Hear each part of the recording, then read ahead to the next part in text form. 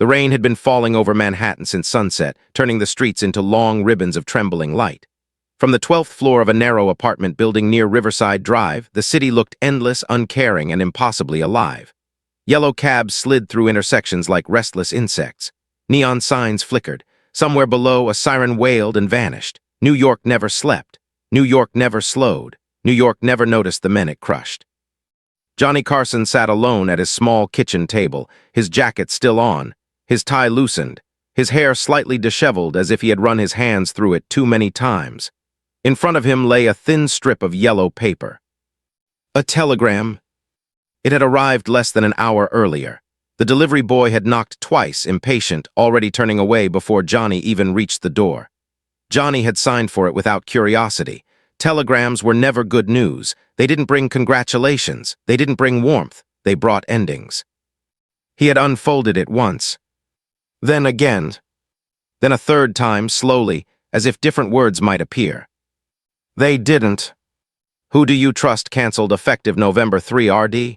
No further commitments. NBC programming. That was all. No explanation. No meeting. No conversation. 5 years in New York. 5 years of auditions, guest spots, failed pilots, quiet hopes, rented suits, and coffee that tasted like desperation. And this was how it ended. Not with a goodbye, not with a handshake, just a sentence. Johnny stared at the telegram as if it were written in a language he no longer understood. 37 years old. A husband. A father. A man who had told himself that Nebraska was only temporary, that this city would one day open its arms and say you belong here. The city did not say that. Behind him, the refrigerator hummed. The radiator ticked. The clock on the wall moved its thin second hand forward, one small betrayal at a time. He didn't cry. He didn't swear. He didn't move.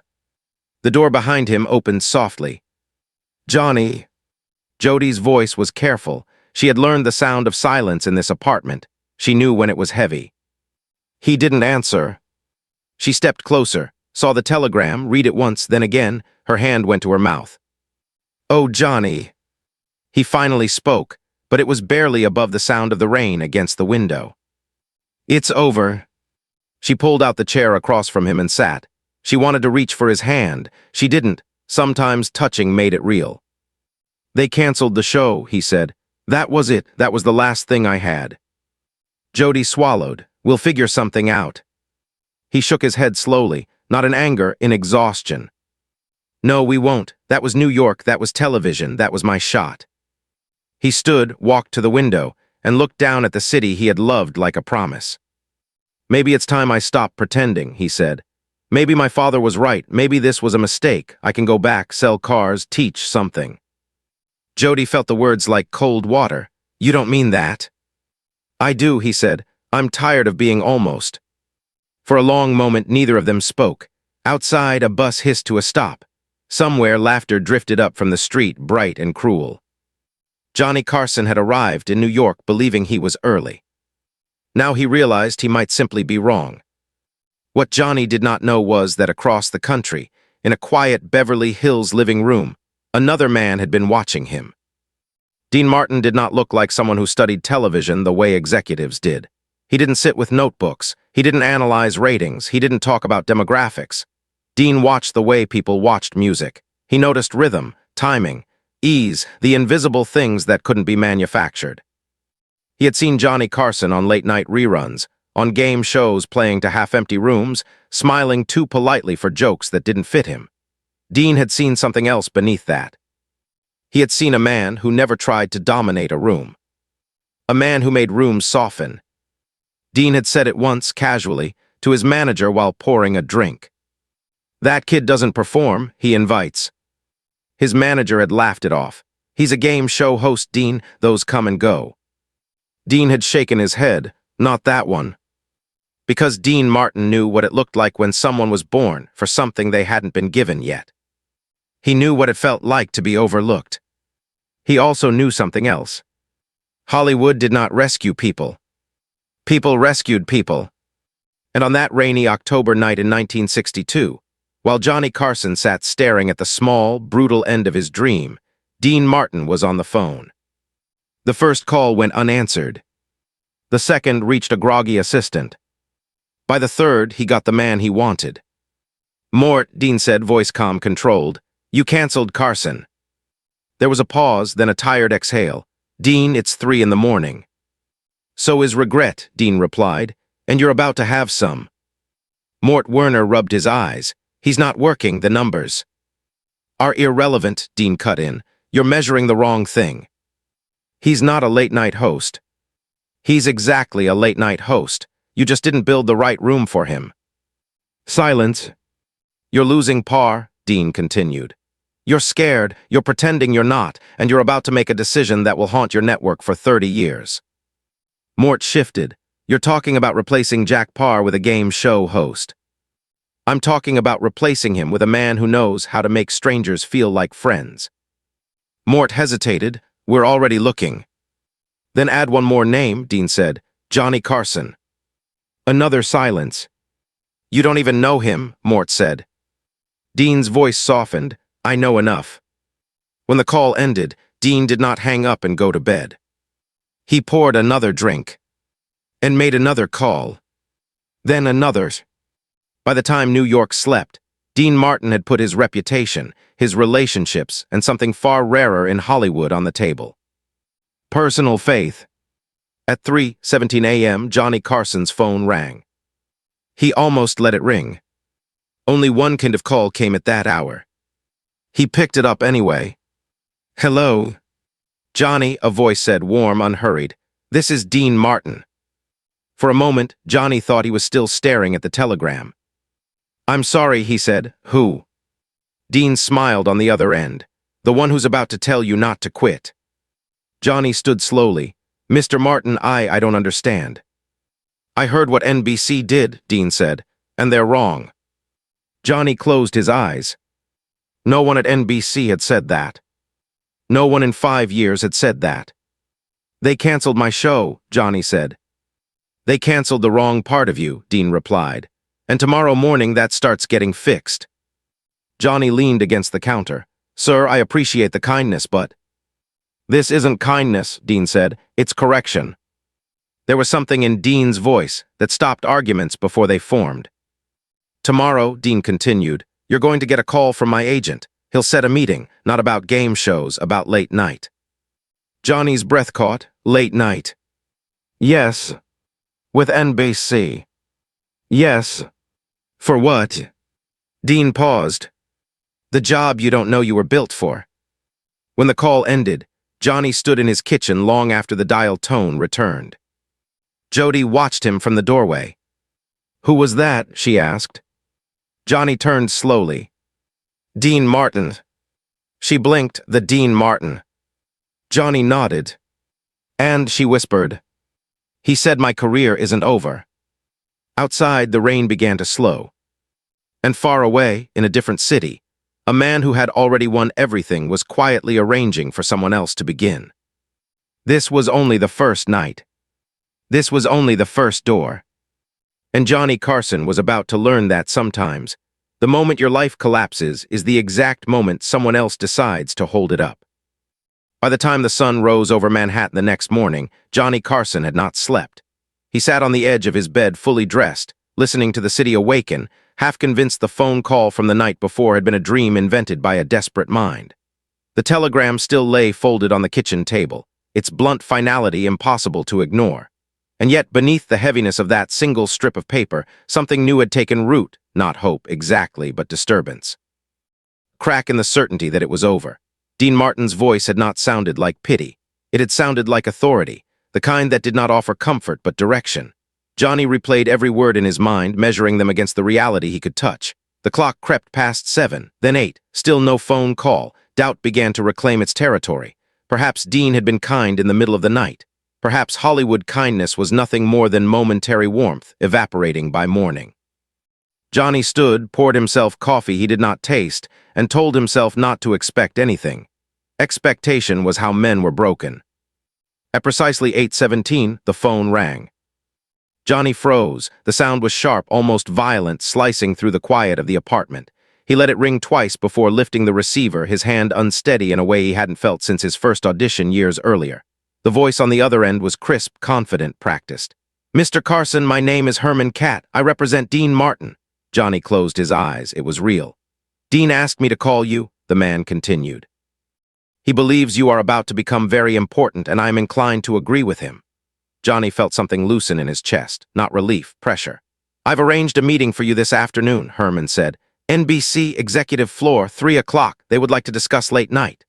Johnny thanked him, though the words felt inadequate, and when the call ended he remained standing, receiver still in his hand, as if the room itself had shifted and he needed to relearn where the ground was. Less than 12 hours earlier, he had been planning his exit from television. Now the people who controlled it wanted to see him. He told Jody everything. She listened without interrupting, watching his face as if she were afraid to blink. When he finished, she reached for him at last, both hands on his arms. "Whatever happens," she said quietly, "remember this. Someone at the top of the mountain saw you in the valley." Johnny nodded, but he was thinking of something else. He was thinking of the audacity of what Dean Martin had done. Superstars did not make middle-of-the-night phone calls for men whose names barely registered. They did not stake their credibility on strangers. They did not disrupt the machinery of networks because of a feeling. Dean Martin had, and Johnny understood instinctively that he was walking into something far larger than a meeting. In a different city, Dean Martin was already awake, already dressed, already on his way out the door. He had slept less than an hour, but his step was light. He did not follow Johnny to New York. He did not plan to attend the meeting.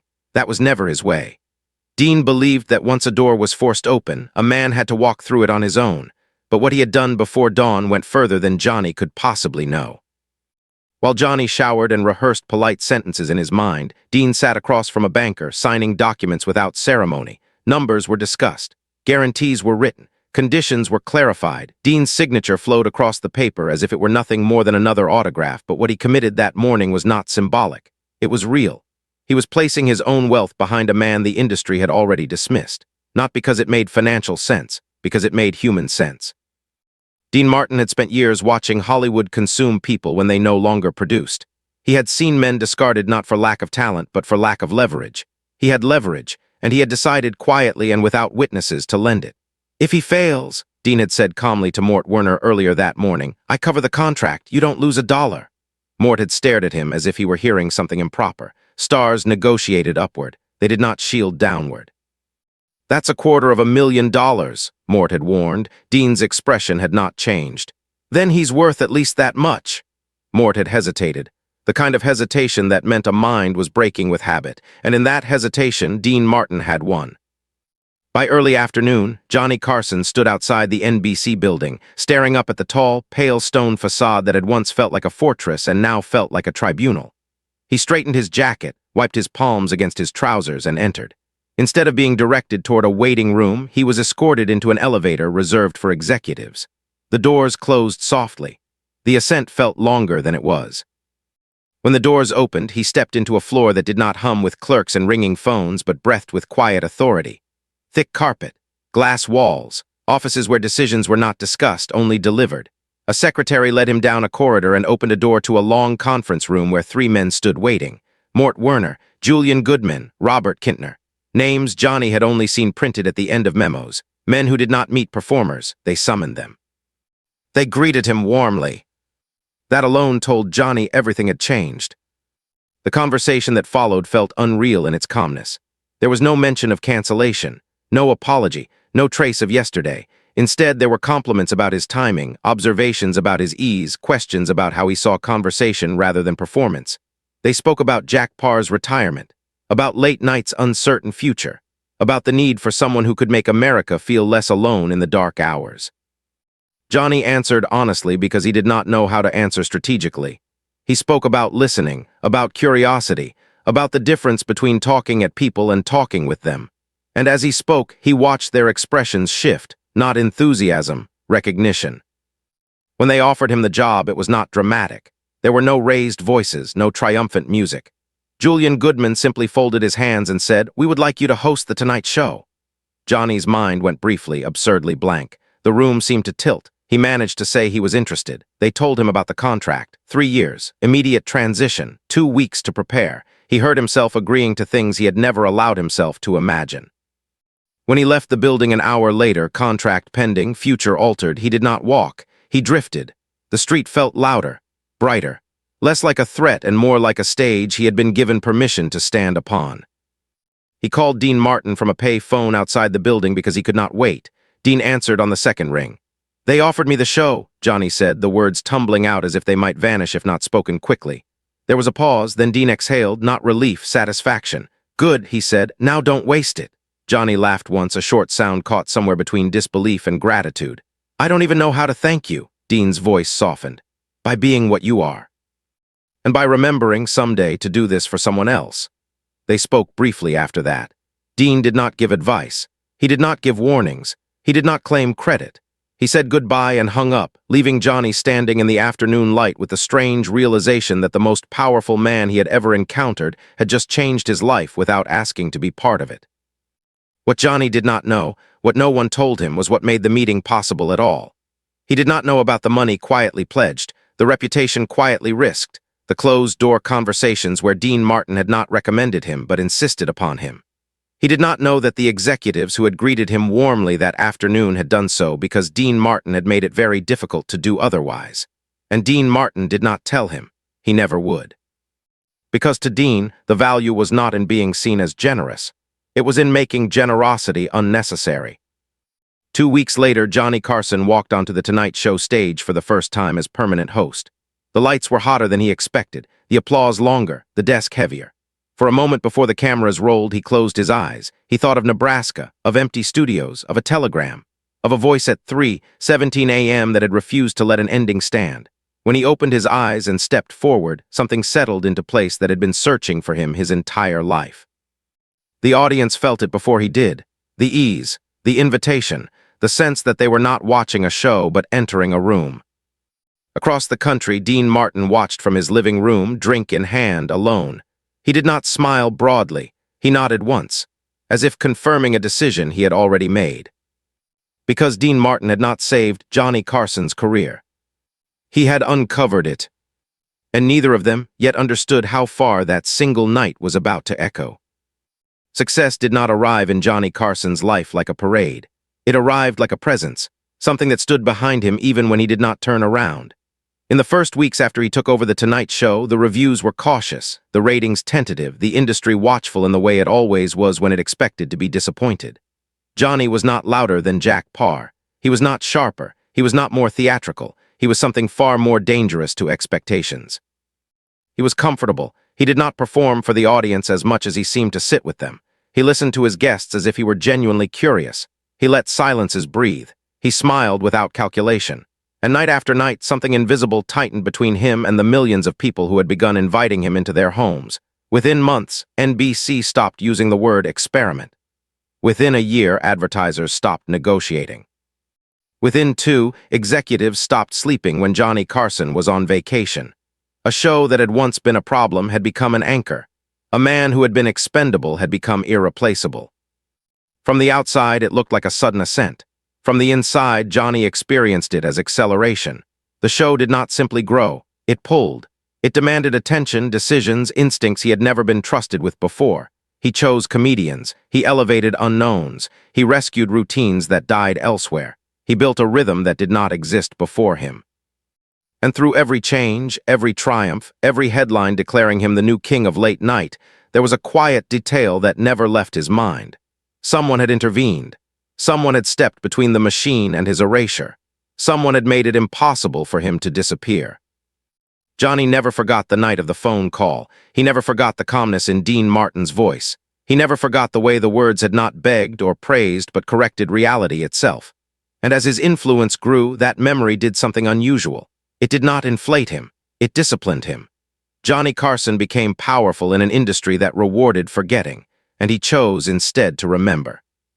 He remembered when a young stand-up comic bombed and the audience stiffened.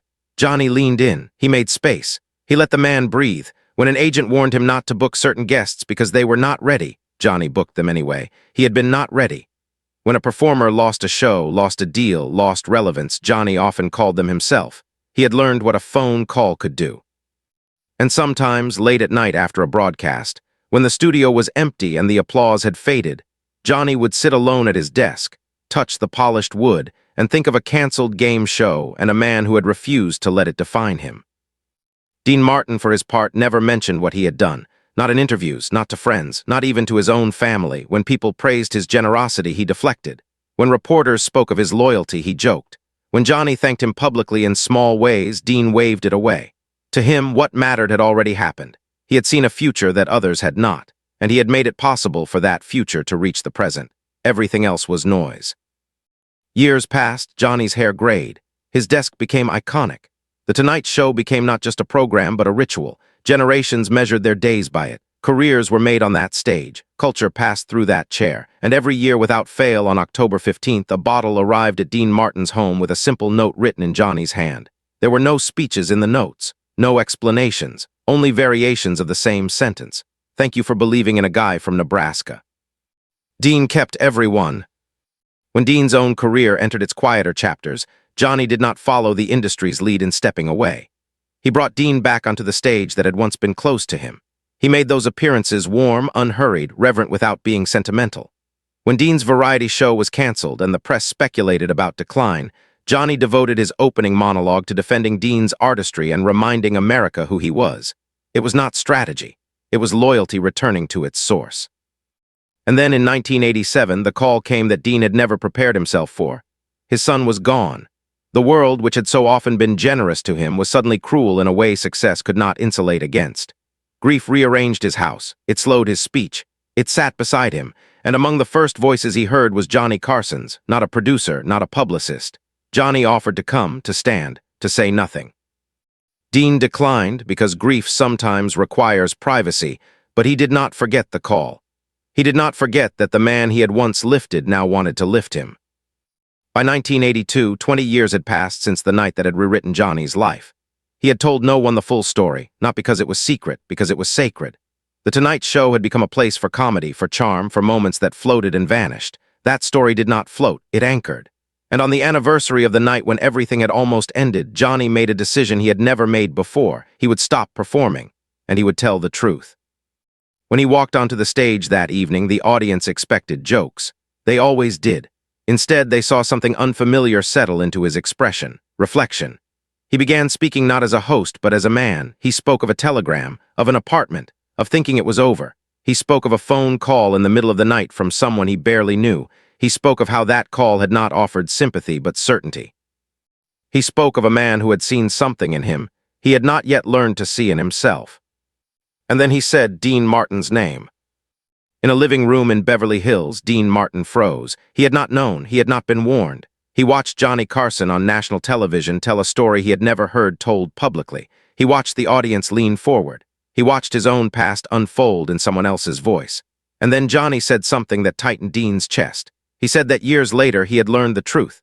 That Dean had not simply made calls, that he had guaranteed his salary.